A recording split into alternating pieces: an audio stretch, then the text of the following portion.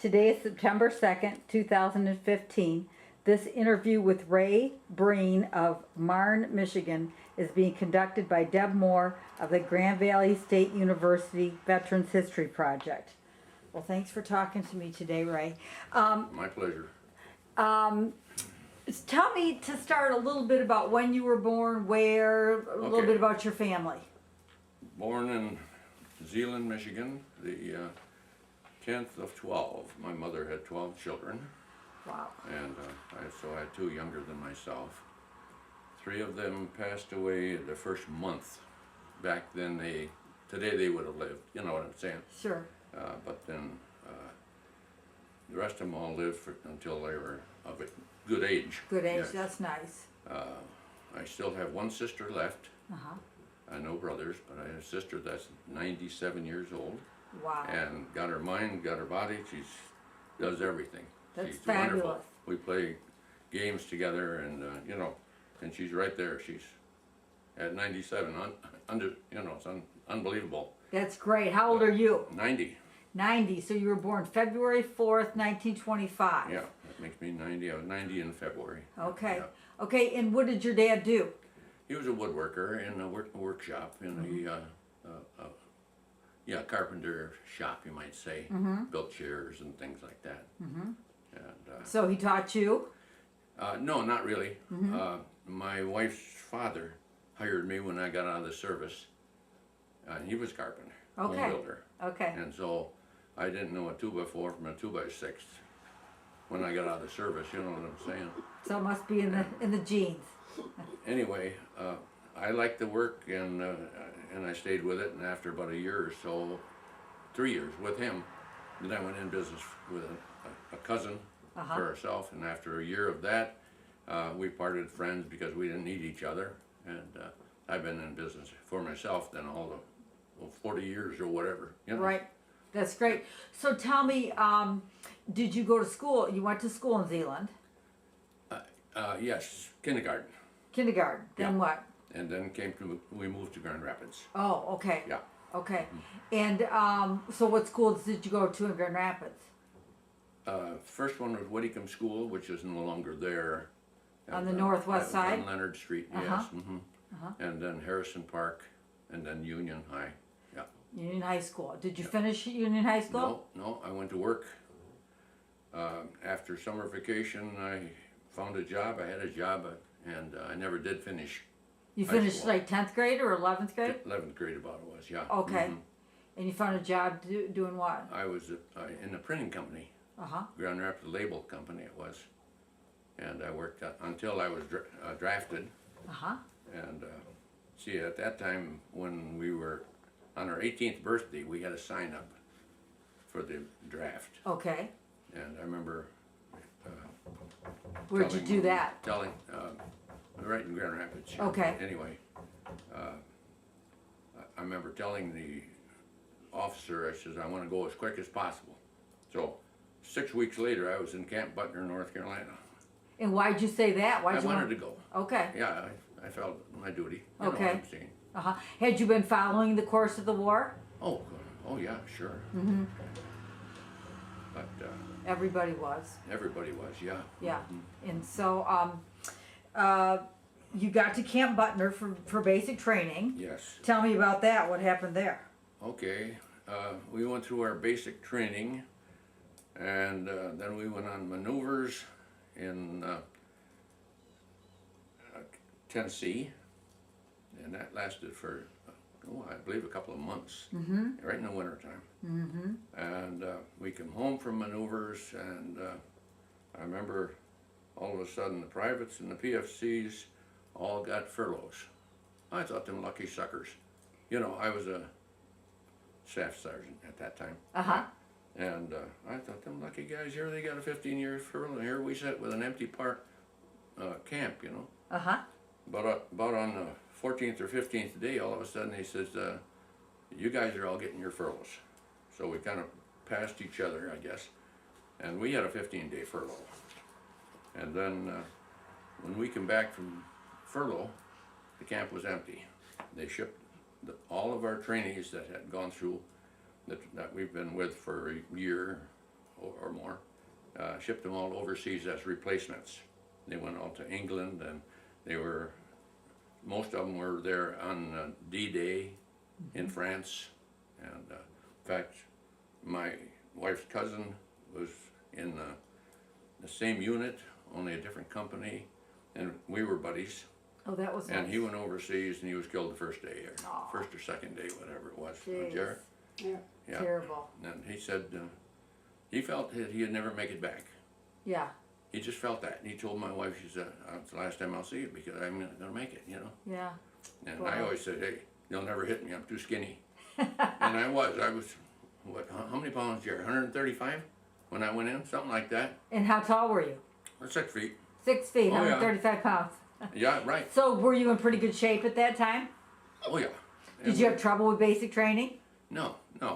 It was hard. Mm-hmm. You know, they put us through speed marches and 25, 30-mile hikes with a full backpack and everything, and that was tough, you know. Mm-hmm. But we didn't, in combat, we didn't have to do that as much, because if we had to go any distance, it was on a truck, you know. Mm-hmm. Mm-hmm. But anyway, then. So, but I just want to go back to, how did you get made, Staff sergeant? right, Well, from private first class to corporal. uh-huh. I mean, did you do anything extraordinary, or what did Well, they? just did a good job of what I did. Okay. And from there, I went to a buck sergeant, which is a 3-stripe sergeant. Mm-hmm. And then I had more influence over the guys under me a little bit more. Mm-hmm. But then from there, I went to staff sergeant, which I had my own squad. Mm-hmm. So I had a squad of, I think it was 8 men. Mm-hmm. And we had the 81 millimeter mortar. Okay, And, tell me about that. Well, do you know what a mortar is? No, no. why don't you explain it to me? Okay, mortar's 81 millimeter, which is 3-point-some inches. Mm-hmm.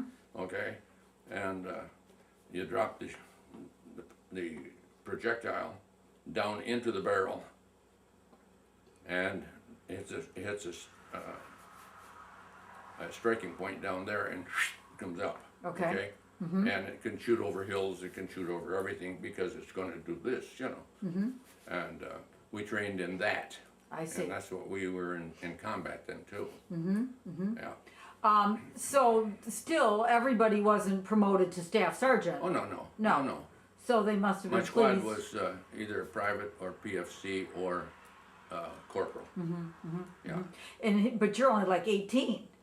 I went in at 18, and by that time I was 19. Yeah. Mm-hmm. Uh-huh. And I Okay. had a kid in my squad that was 35. A kid, I say. He was an old man for me, you know. And he had 5 children at home. He was a farmer in Iowa. Wow. Yeah. Wow. But once the war was over, he was the first one to get shipped home. It was That's too good. expensive. That's good. That's good. Okay, so you were at Camp Butner for how long? From March of 43 to I guess the fall of 44. Wow. Do you think was that a long time? Well, because we stayed to train another division. I see. See, we Oh, had you were doing the training. we were the trainers. I see. Oh yeah. Mhm. Okay. And then finally went overseas with them. Mm-hmm. The second ones that we trained. Mm-hmm. Okay, tell me about the crossing of the Atlantic. It was 13 days on the Atlantic. We left in a whole fleet of Convoy? convoy, Mm-hmm. and one night, we woke up in the morning and we were standing still, and we were the only ones in sight. We had engine trouble, shut it right off, and we were at the mercy of the subs. But the subs more or less followed the convoy and didn't know that we were, because there must have been 50 ships, and we went zigzag, Right. you know. Well, after so many hours sitting there, they're working on this engines to get things going again. Once we got it going, we made one beeline and caught up with the convoy, because they were doing the Yeah, zigzag thing. yeah. We went straight as fast as that ship would go. Were you guys nervous being left behind like that? or- Yeah, you get to say, hey, we're sitting ducks out here, you know. But as it turned out, we didn't have any problem with subs until we got near Southampton, England. Okay, And then the subs were right there. you could see them. We wouldn't see them, but I mean, we saw the sub chasers, our ships, dropping the depth bombs. I see, Yeah, I see. depth charges, I should say. Sure, You know. sure, And we don't know whether they got them or not because, you know. right. But then Right. we were debarked at Southampton. Okay, were you sick on the way over? Not I. Nah, and did you so you didn't have any responsibilities on the ship on the way over? No, just other than helping out a little bit here and there, you know. But we hit a storm that was so bad. The captain said that he was on the ship on the ocean for 25 years. Had never been rolled out of bed, and we were within 3 degrees of capsizing. Oh my gosh. Yeah, these weren't great big ships like the Queen Mary, you know, they were only Right. like 300 feet long. And yeah, I remember I was it was 3 bunks on, Yeah. okay, and I was on top one, and my duffel bag was hanging on the post on the top bunk. And when I woke up, the thing was rolling so bad, and that duffel bag was sticking straight out. Wow. That ship was weighed that much, but they said it was within 3 degrees of capsizing. Oh, it must have been frightening.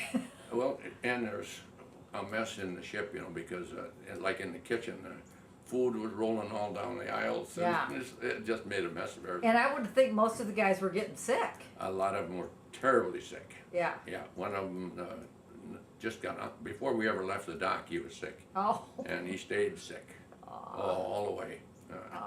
that's a shame. Yeah, yeah. So after 13 days, you landed where?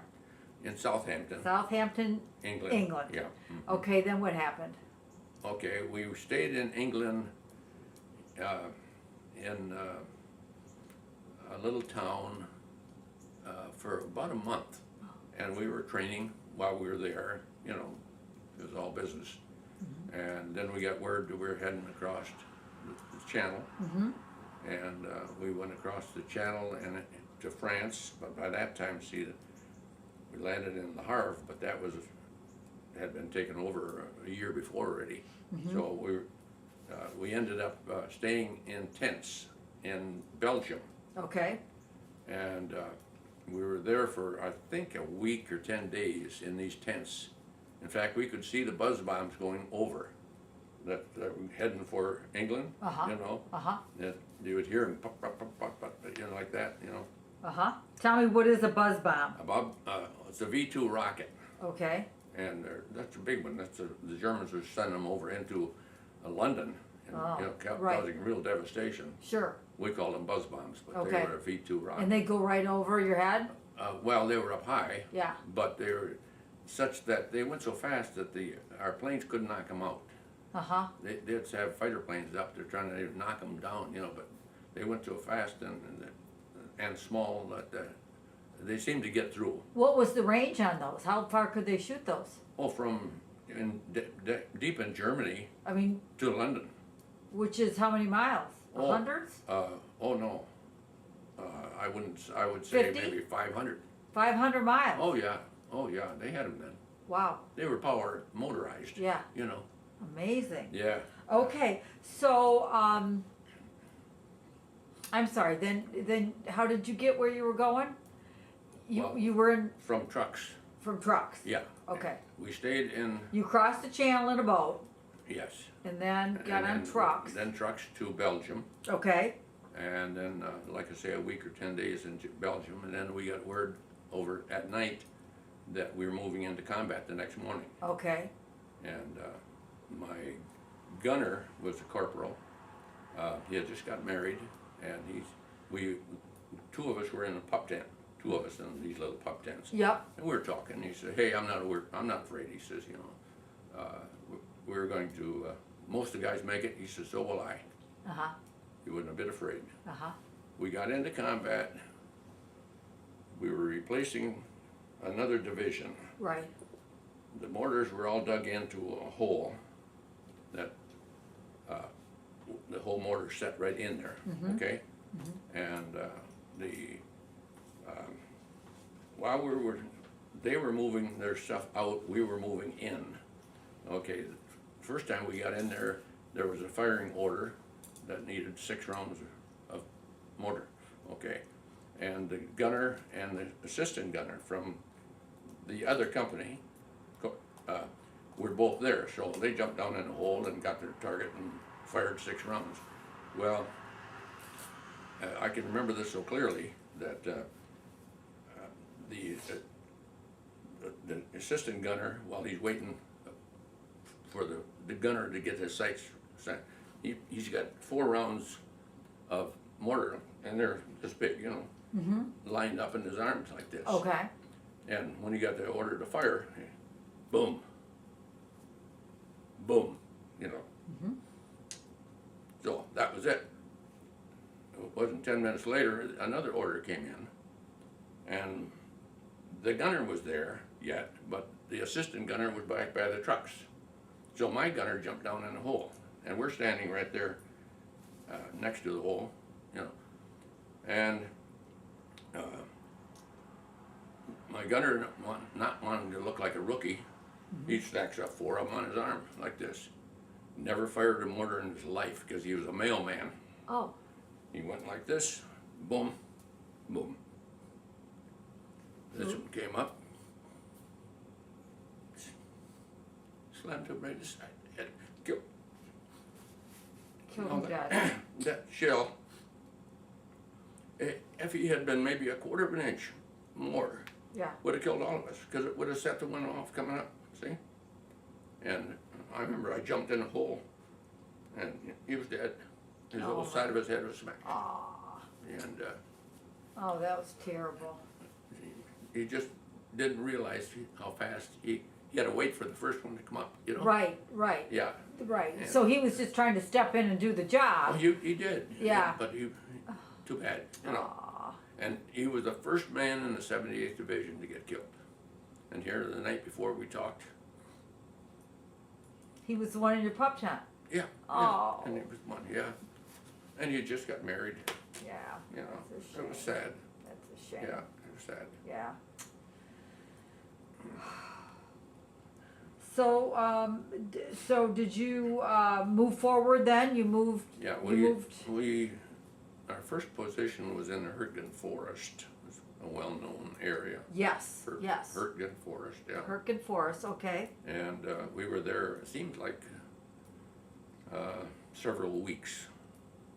Things were kind of at a standstill as far as advancing. What it was, they had to wait till the supplies caught up with us. I see. You know, Yeah. having gone all the way through France Sure. and Belgium. And there were times in combat when that would happen. The whole army would be at a standstill, waiting for the supplies to catch up, you know. And so we're there for that amount of time. And we were shelled quite often, mortars, artillery in that area. And it's like it sounds. It's a forest. There's trees all over. Oh, yeah, big trees. In fact, one area we were in, we were standing guard at night, and you were more afraid of the falling trees and branches than you were of the enemy. They were shelled that heavy. Right, that they would hit a branch and it would land on you. Yeah. Yeah, but even if the wind would come up a little bit, the branches that were damaged would come crushing down. You know, whole trees would come down Yeah. sometimes. You know? Yeah. How far away do you think the enemy was physically? In front of us, well, within several hundred yards maybe, that Okay. close. Yeah. And you're still sleeping in pup tents or in trenches? Trenches, Trenches. whatever, yeah, we would dig in. In fact, they had, the unit that was in there before us had dug in trenches and put logs over the top Okay. and dirt over that, Okay. and then just a hole that you got down in and slide in like that. So you know. knew where the trenches were? Yeah, they were right there where Okay. we were. We took over their position, you might say. But did you all carry a shovel in your pack? Oh, yeah. Yeah, Oh, yeah. We had these little little shovel. shovels, yeah, yeah. But, So after the supplies caught up with you and, okay, then we, oh, golly, it's a long time, it's 70 years ago. But, you're doing great. yeah, we moved ahead. In fact, oh boy, and I have to remember just how that went. But anyway, we started moving ahead and advancing and pushing the enemy back. And there were several times when it was pretty hairy, you know. I mean, Heavy fighting. yeah, that and a lot of shelling. So you know, they throw mortars in at you. I mean, you don't hear them until they land. See? Right. And In you're fact- doing the same thing to them. Yeah. Oh yeah. In fact, one night I was in this trench with the logs over the top, and the mortars start coming in. And how they do that is they drop one here, and then move it over, drop it on here, drop it on here. They were getting closer and closer, and one landed right on top of my logs, and shook the dirt and stuff, you know. And I thought, and there was a hole that big that it could have gone in. You know what I'm saying? Well, sure. I Just by the grace of God. just grace of God that I survived that. You Yeah, know? yeah. Yeah. Yeah. And It's not a thing you can do. no, he just hugged the ground, you know. And let's see, from there, oh, we kept moving Through the forest. through the forest, and then we trucked parallel to the lines, Okay. changed our position because we were then in charge of a different commander. Okay. A different army, even. I mean, Okay. American, but Uh-huh. and that changed, and we moved through farmlands, cities, towns. In what, you're in Germany by now? Oh yeah, it's Okay. all in Germany. All in Germany, Yeah, okay. yeah. From Belgium right into Germany. Right. Okay. Right, yeah. Did you meet any of the German people? Oh yes. Uh-huh. Oh, yeah. What did they think? What did they think? The German people are good people. It's just that they got involved with a rotten guy. You know, they should have killed him right away, but they didn't, Yeah. and that just caused all that problem. So they weren't trying to sabotage you or No. They, in fact, we would sometimes go to a farmhouse and haben Sie Eier? You got any eggs? You know, we didn't get fed the best. uh-huh.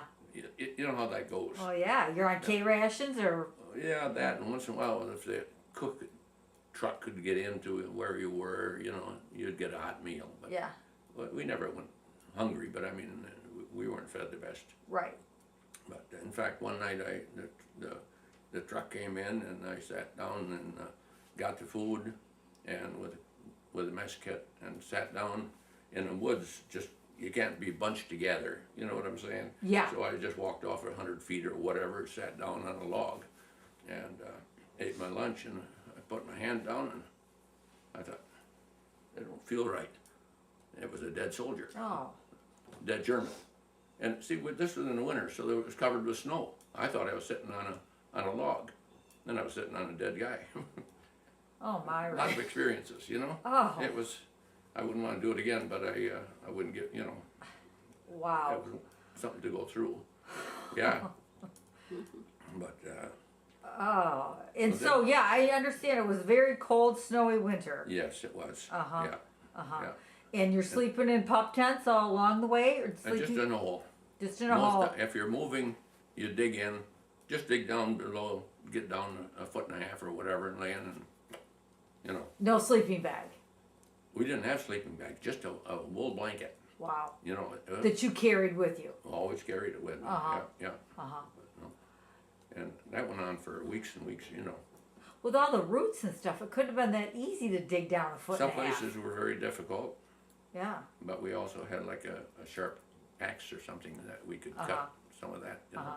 Uh-huh. And some of the goof-offs would be told us, quit dig the latrine trenches. I mean, same guys would have to do it all the time, so they were always goofing off. They didn't You learn know? their lesson, huh?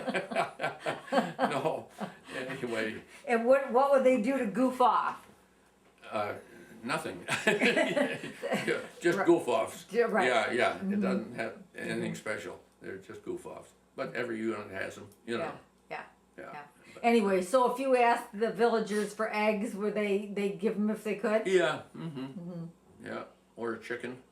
That was nice. Yeah. I remember one time we one of us went to the front door to see if they had eggs, and a couple of the other guys were in in the hen house grabbing a chicken, and she said something about those chickens were squawking, and oh, that fox must be back.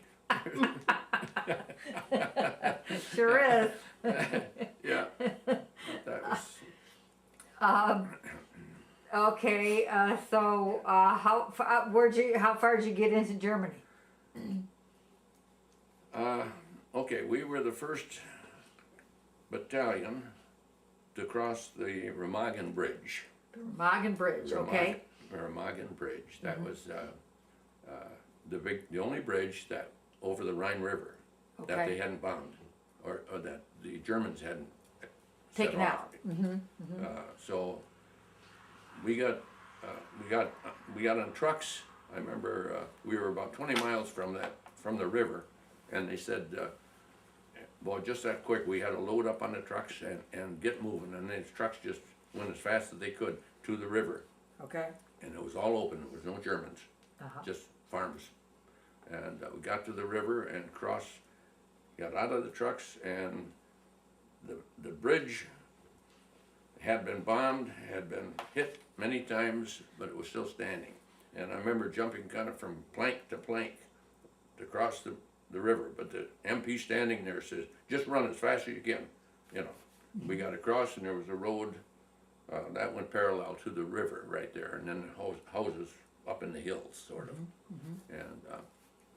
And we couldn't go any further than that. But then by that time, they had gotten anti-aircraft guns up and machine guns setting up, because the Germans were trying to knock that bridge down. Okay. And we weren't over, I don't think it was a half hour, and 3 German Stukas, now those are fighter bombers, Okay. come right down over the river, low, Low. and they started dropping their bombs. Okay, and everybody was shooting at the planes, which incidentally, they knocked all 3 of them down. And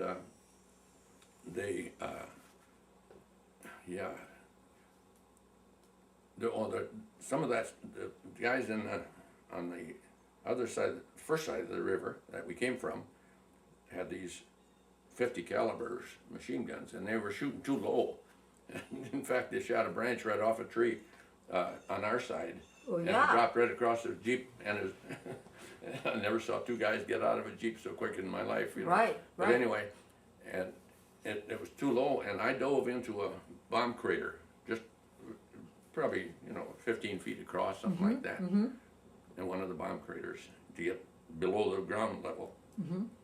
And I looked up and heard something. I go, "Ooh, here comes a bomb," And luckily, it wasn't a bomb. It was part of the plane, a piece of brass about that big, Well, still. from the airplane. Yeah. Okay, and it landed, boom, right next to me, like 3 feet.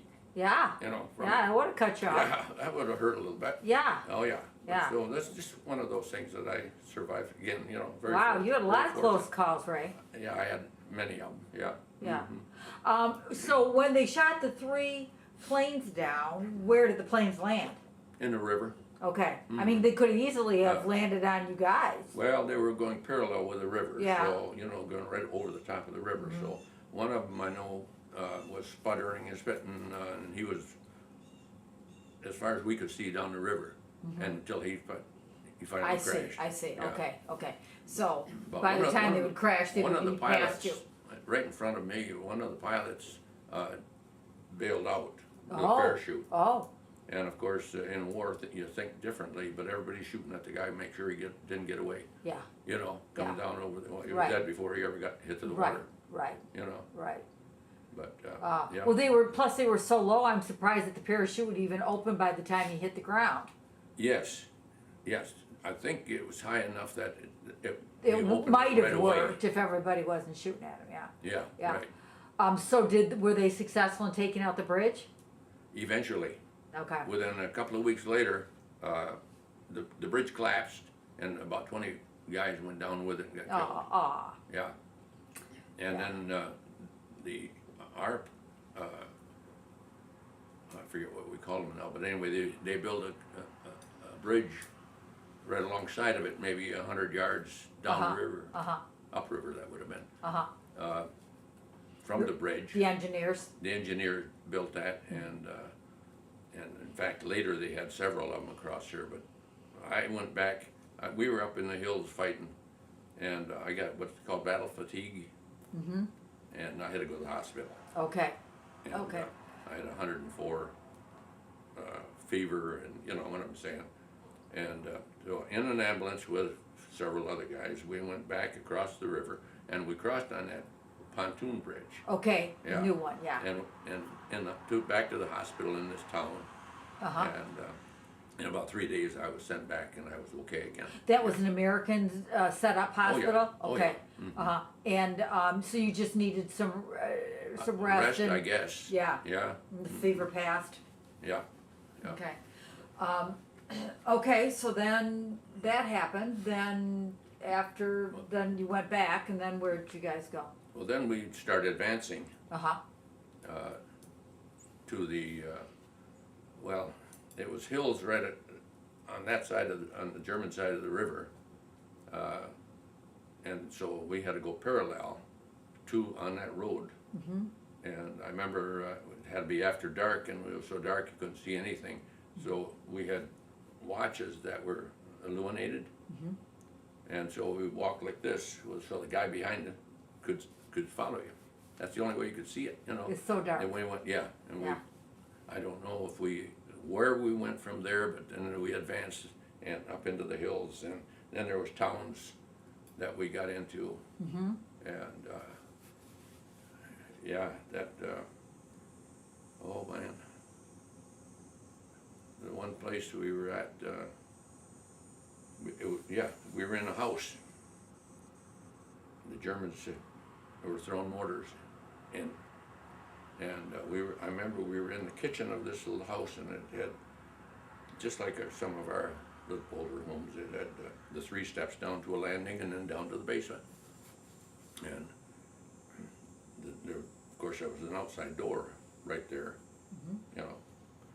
And the mortar started hitting, and we all headed down to the basement, okay? And just the guy right in front of me, all of a sudden, toppled.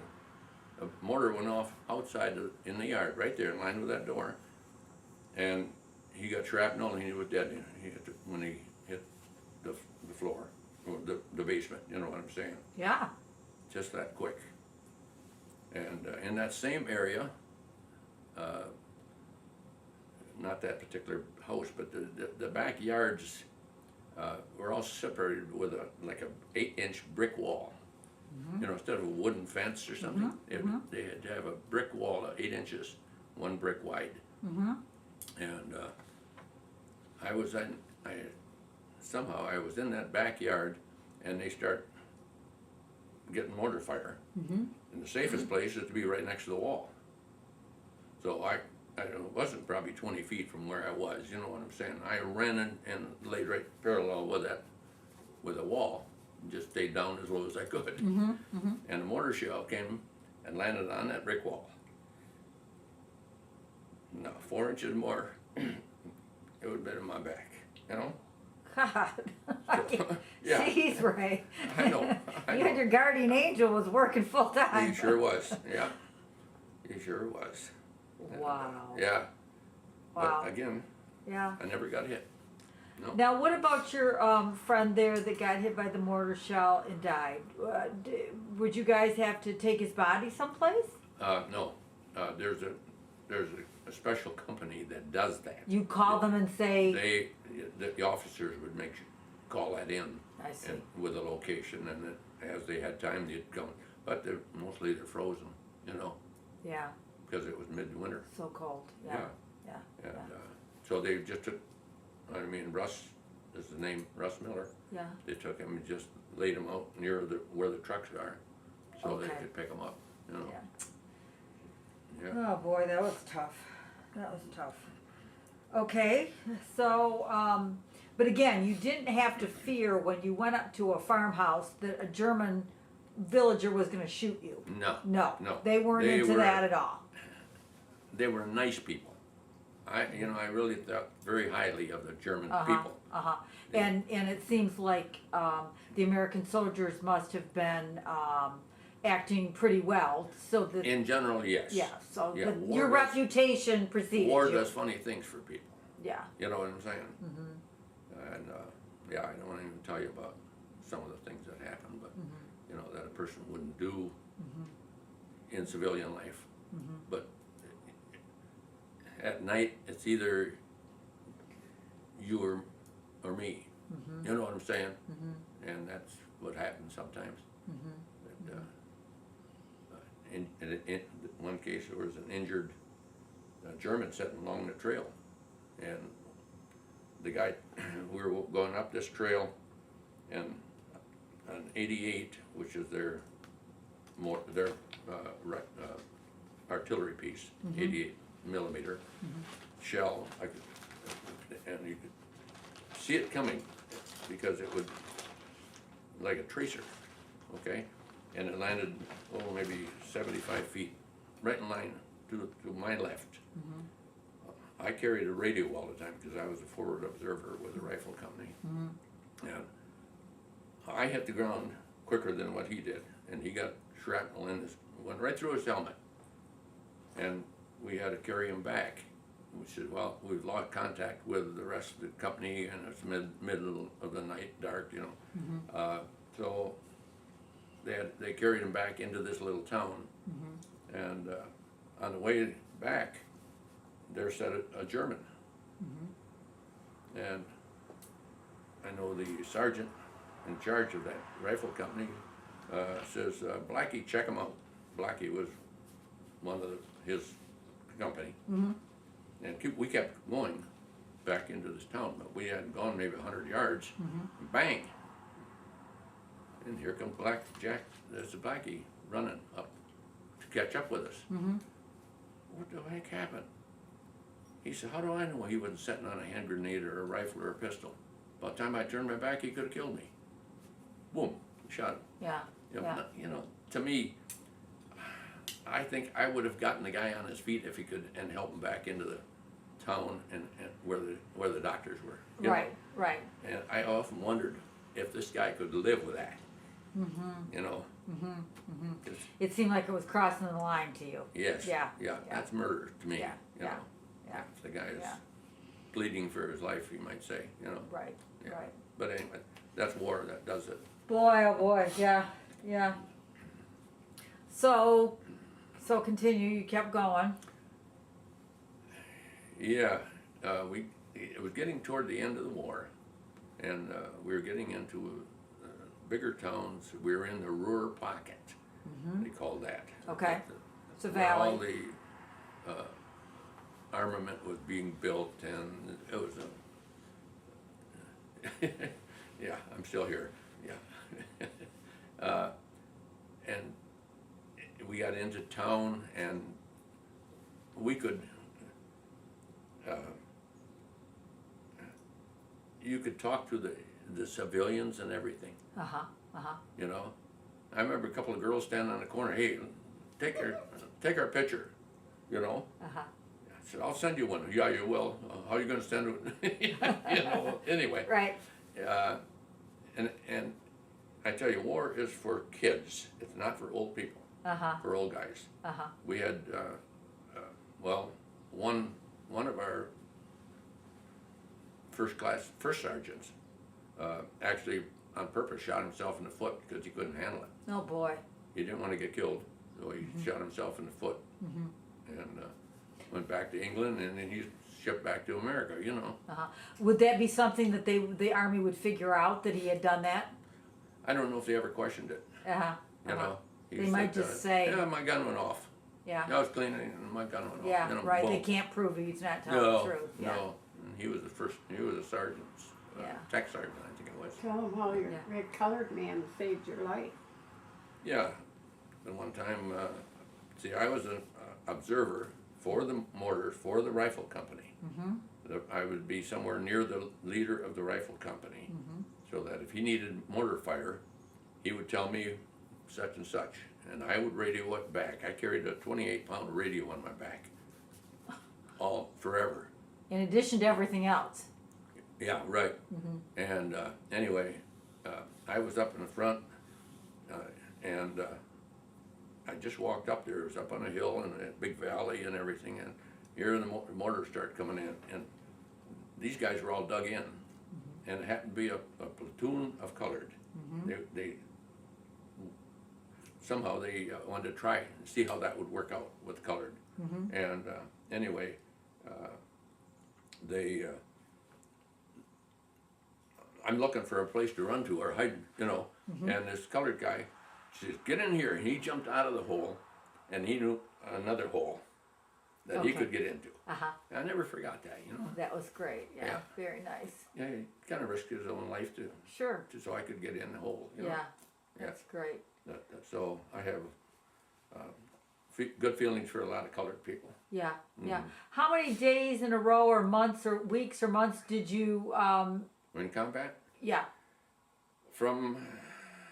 we got into Germany, I think it was like the 10th of December until the end of the war, which was in May. so 6 months at least of daily combat. 5 months, maybe, 4.5, 5 months, something like Of that. daily combat. That's it, yeah, yeah. But, Well, that's gotta take a toll on you. yeah, it was, but you know, like I say, it takes a kid to do it, because we after a battle that lost a lot of lives, everything would be quiet for a day, and then next thing you know, the guys are all laughing and they're, you know, Right, doing what like kids would, because Yeah. we were all 19, 20, right, right. young guys. Yeah, recovering from it. Yeah. Wow, okay, so how far did you get into Germany then? I don't know in miles just how far it was, but it was to the end of the war. Right, and where Yeah. were you then?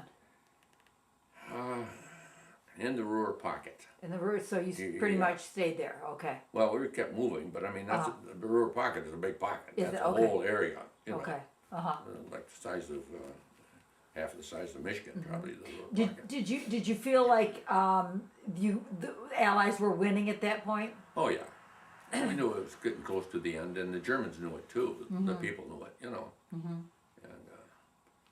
so we got in this one town. We were coming, and for some reason we were on trucks or jeeps. I was on a jeep. Yeah, we got in, heading into this little town, and this little town is like maybe a building, maybe 6 or 8, 10 homes, you know, and some of them had barns behind them. They'd have their cattle and what Sure. have you. Anyway, and they were shooting at us. So everybody got out of the jeeps, you know, and out of the trucks and down in the ditches, and okay, let's go get them, you know. So we started advancing, and we got this one sergeant and myself. We got into this first house, and there was nobody in it. Went right through the house, and nobody there. And the second house, nobody downstairs, and and there was an open stairway, and I said, "Cover me." And he stood right there with his rifle, and I run up the stairs, and there was a door right there, and I opened that door quick, and here stood a German soldier in his underwear. He was changing into civilian clothes. I said, "You son of a bitch," and I hit him, knocked him right on his tail, you know. And he got up, you know, and he wanted. And I said, "Let's go," you know, and he, "Oh my God, let's go," I said, you know. And I can still see it. There was six soldiers, and this guy was, and they were marching, getting them down the road, taking them back, and he was in his long underwear. Long And underwear, bare feet? Oh yeah. Okay. Oh yeah. And everybody was laughing. You know, it was a big deal. See. Yeah. So where would you take him? Oh, it'd be.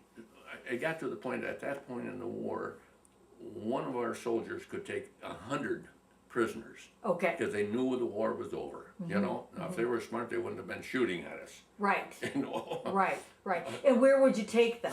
Oh, they would have big enclosures, Okay, whatever they could truck them back to a holding area. you knew there was a designated area Oh, yeah. to take the Mhm. prisoners, I see. Yeah. And Some people, some of the guys have told me that that the Germans kind of, as they knew they were, gonna lose, they wanted to come with the Americans rather than, but the Russians weren't on the other side of you? they were ahead of us, of course. They were- They were coming from this way, and we were coming this way. But the German people were scared to death of the Russians. I remember we were going to move out of a little town, and this lady says, "What's happening? You know, where are you going to go?" And I said, Ruski coming."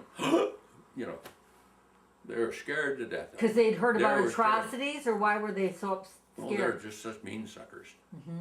You know, they'd rape the women and kill them and whatever. I mean, they were So terrible. their reputation was well yes. deserved. Oh yeah. Uh-huh. Yeah. Uh-huh. But yeah, another time. Some of these things are kind of stick in your mind. You know, Well, sure. we were advancing, and it was kind of a wooded area and open fields, and we had an officer that had just got in from the States, newly, okay. And all of a sudden, a German jumped from behind a big bush with 2 American 45s. Boom, boom, boom, boom at us. Well, of course, he was dead before he had a chance. You know what I'm saying? And then they spotted a German up in a tree, way up in a tree, and somebody shot him. And didn't kill him outright, but he came climbing out of that thing just a screaming and all the way down. And he, in fact, he died right there too. And then we had an open field, and the Germans were all dug in. Well, the officer that I was telling you about had just got in. This German that jumped out they shot him in the leg. And I remember him saying, 30 minutes in combat, and he said, "I'm all done." Just like that, you know. And, but anyway, then we had to go through that open fire, what we called open fire. Right. We lined up this way, the field was there, and they're all dug in. Uh-huh. And just start walking and shooting, Oh. like this. Oh. Well, they couldn't stick their head out of, they'd been dead. Yeah. We could walk right up on them, Oh, and I they, see. you know, Yeah, yeah. just like that. We just walked right through and took them all prisoners. Oh, boy. But that was a good order. That was, yeah. Oh yeah. I mean, Right, they were smart enough to keep their head down, right, you know. right.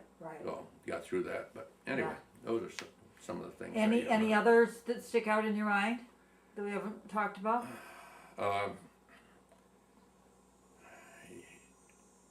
Let me see after we crossed the Rhine, we were in this open field, and I had to cross.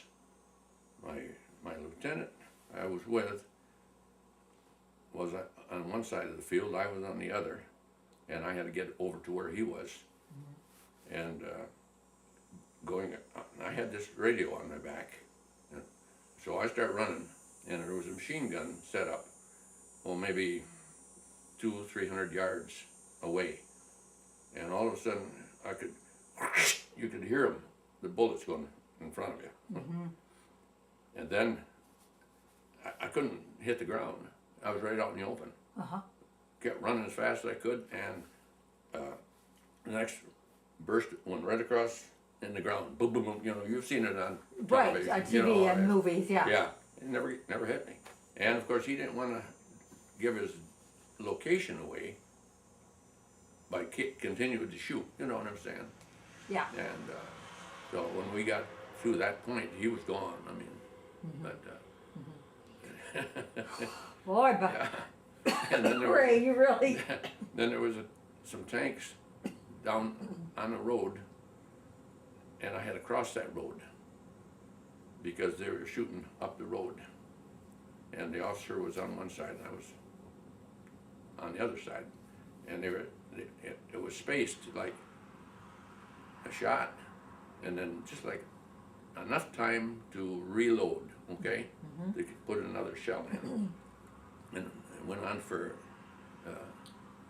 a minute or so like that, and so I timed it, and I crawled right up to the edge of the road as close as I could, and as soon as that one went off, I ran across the road before the next one came, you know, and again, a lot of it's instinct, isn't it? oh yes, oh yeah, you bet. You know, if you're gonna run or if you're gonna dive or what, you know, Well, yeah, yeah, in the that's right, right. in the situation. Yeah, Wow, so, wow. Where were you when you found out the war was over? oh yeah, we were in a little town in that Ruhr Pocket. I couldn't Okay. tell you the name of it even. Just you know, And how did you hear? we.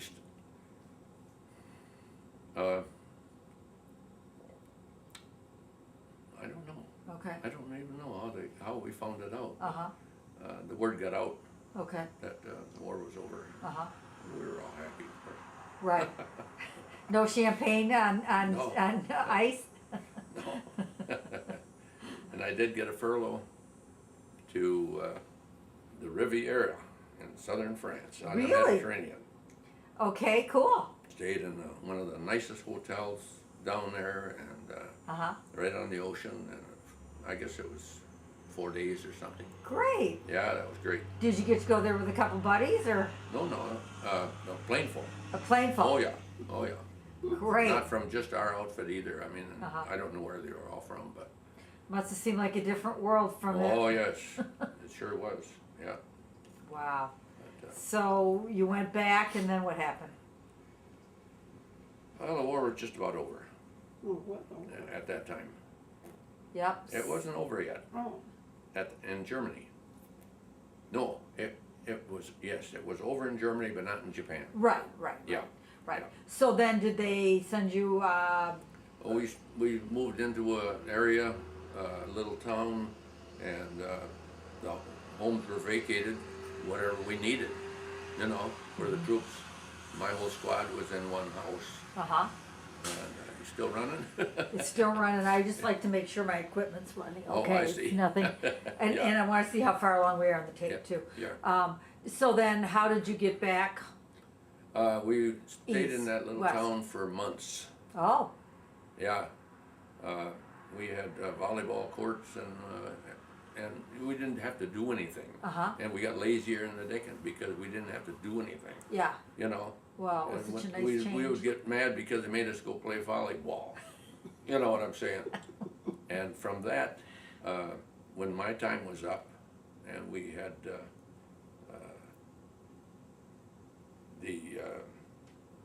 let's see, where am I?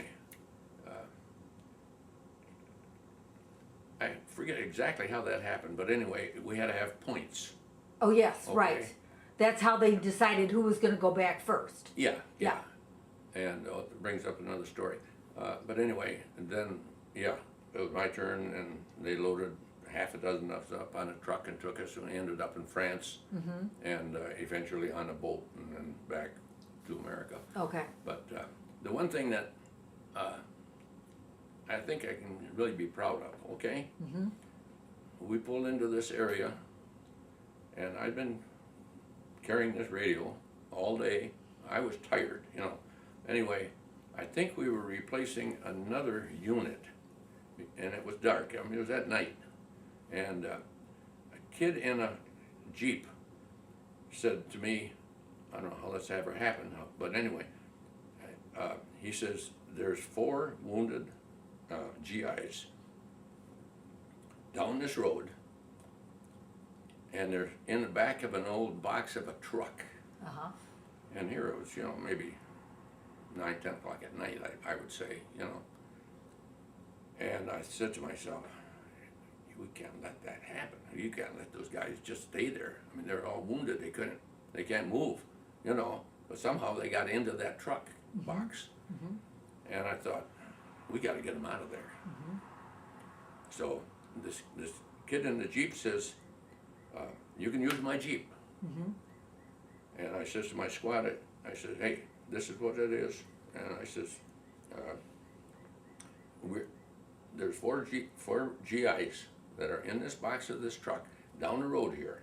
Now, we don't know where the Germans are, because this is as far as we can go. We moved into that area and said, dig in, and they put guards out, you know, and I figured the Germans were just ahead of us, okay? Sure. But the fighting was there late in the afternoon or whatever evening, and these guys, 4 wounded guys, were in this thing. So I says, who wants to volunteer to go with me? I got to have a driver. And first, I said, Cherry, how about you? Yeah, he said, I'll go. And he was a big guy. He's strong as an ox, you know. And we got into the Jeep and headed down that road. And as far as I was concerned, we were driving right into the German front lines, you know. As it turned out, we didn't see any Germans. But we got down maybe a quarter, half a mile, I don't know, down this little trail. And there I see something dark. And I said, that's got to be it, you know. So I says to the driver, to this kid, I says, turn this thing around. Because it was just a narrow little trail. He had to find some place he could pull off, and, you know, with a Jeep you can do most anything. But anyway,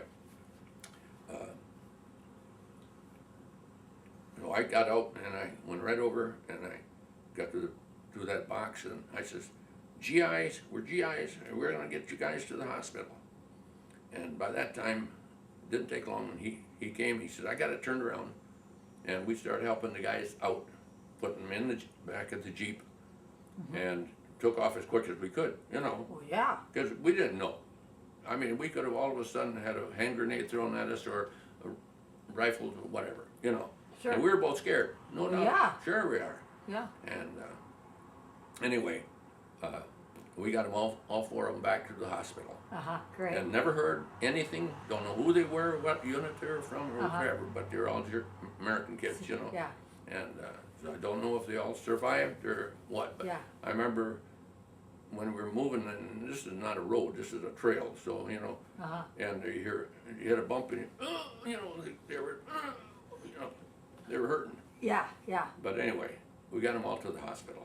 Fabulous. And then later, my officer put it in for a medal, and I did end up with a Bronze Star on that. Wonderful. But see, they never realized that we didn't know where the Germans were. Right. They kind of thought, and my lieutenant didn't tell that right, that we were, as far as I was concerned, we were driving right into the German Well, yeah. lines, Well, you right. know. Yeah, Right. we didn't know. Right. And Right. so it was scary. Yeah. You bet it was scary. Yeah. I'm going to stop that there. Okay. It's September 2nd, 2015. I'm interviewing Ray Breen of Marne, Michigan. This is Deb Moore of the Grand Valley State University Veterans History Project. This is tape 2. So you earned the Bronze Star for that act of heroism, Ray. Yeah. They said, did you run into any Germans? Because I didn't get to talk to the, you know what I'm saying? Right. And I said, no.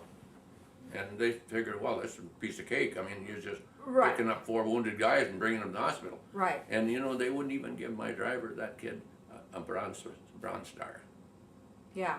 And But I mean, you deserved it, even though they didn't know the full story. That's right. And the driver Jerry did too. yeah, but he never got a Bronze Star out of it. That's And I terrible. Yeah, that's And too I bad. talked to the officer after that, and I guess he went back to the ones that were interviewing for this particular cause, Sure. but they never would. And I thought I should have said, you know, take this one and stick it. You know? Yeah. I felt like that, you know. Yeah, that's too But bad. anyway, That's too bad. It So was. the other medals and ribbons I see here, Are any of these other ones significant? The Distinguished Unit Badge? No, that's just what our unit did. Okay. And, yeah, Same thing about the And- American Theater Ribbon, the European Theater Ribbon? yeah, Okay, with 3 bronze stars on it. I mean, Yeah. I got that medal. that's great, great. But, the good Lord was willing, or was good for me. Yeah, I guess so. Oh, yeah, I'm telling I you. guess so. You know, so Yeah. many close calls and it never got hit. That is just Yeah, amazing. so, And so, what month was it then by the time you got on the ship to come back to America? oh, that was in December of 45, and I got Or 46? uh, 45? 45. Okay. And no, it was January of 46. Mm-hmm. I got home the 31st, I think, I left France about the 15th of January of 46, and then actually got home, I think it was like the I think 31st of January or something like that. Okay. Did you have trouble acclimating to regular life again? 2 weeks later, I had a full-time job. Okay. Yeah. And we talked about a little bit about that in the beginning. Did you ever take advantage of the GI Bill? No. I went right to work and worked ever since. And what about, did you join any veterans No, organizations? I went to Vets Hall one time after we got out and with my brother and went in there and there was about 15 guys sitting at the bar drinking beer. And I thought, I don't even have to get involved in this. Yeah, You know, I want to know part of it, so yeah, I never did. No. yeah, yeah. And so some of your other siblings had been in the war as well? My one brother, yeah. Okay. And how did he fare? He was in the Pacific and he never got wounded. He was, I think he was a driver, a Jeep driver for different ones, Okay, okay. officers. So did you have any lasting psychological, did you have bad dreams and No, all I still those wake up experiences? thinking about a lot of things, Uh-huh, you know. uh-huh, I can remember certain things like that, you know, so clearly, yeah. after 70 years. You have a fabulous memory. Yeah, yours Well, is one of the, Don't ask me what I did yesterday. Let's see what was yesterday. Yeah. yeah, yeah. Well, they're such obviously striking memories and, you know, and at Well, that that time you- of your life. That you too. never forget. Yeah. Yeah, you never forget Yeah. that. Yeah, yeah. But you never went to talk to a counselor or? No. We got, Were you always able to talk to your wife about it? well, she was my daughter, my girlfriend Uh-huh, at that time. uh-huh. And what was it? In September we got married. I got home in January. Uh-huh. September we got Got married. married. Yeah. Okay. So you'd been writing letters back and forth all that time? Oh yeah. Uh-huh. When I could. You know. Yeah. Well, yeah, that sounds like you were kind of bit too busy to write letters. Well, half the time, your equipment, your papers and things are in the back of a Jeep somewhere. Yeah. You know, Yeah. you can't carry everything with you. Right. Right. Right. But we would write when we had time. Yeah. Yeah. And 69 years. Huh? 69 years. 69 years you've been married? 16, yeah, it will be. Yeah. It's up in September. 20. Oh, Wow. this is in 3 weeks. Wow. It'll be 69 years. Okay, good. Good. We gotta make a dinner reservation someplace. Yeah. So then, and then you had children. 4. 4 children. Yeah, 3 What boys. are their names? 3 boys and a girl. Uh-huh. What are their names? Gary is the oldest. Rick is the next. Ray Jr. And then the last one was Laura, a daughter. Okay. Yeah. So how do you want to wrap up, Ray? What would you say were the good or the bad things about your experience with the Army? Well, it's something that I would not want to do again. Mm-hmm. But I wouldn't sell the experience for $1 million. You know. And I was just blessed so much by being able to get through all of that without being injured. You know. Yeah. Yeah. So Yeah. I'm very thankful. That's great. You bet. That's great. Okay, well, thanks for talking to me today.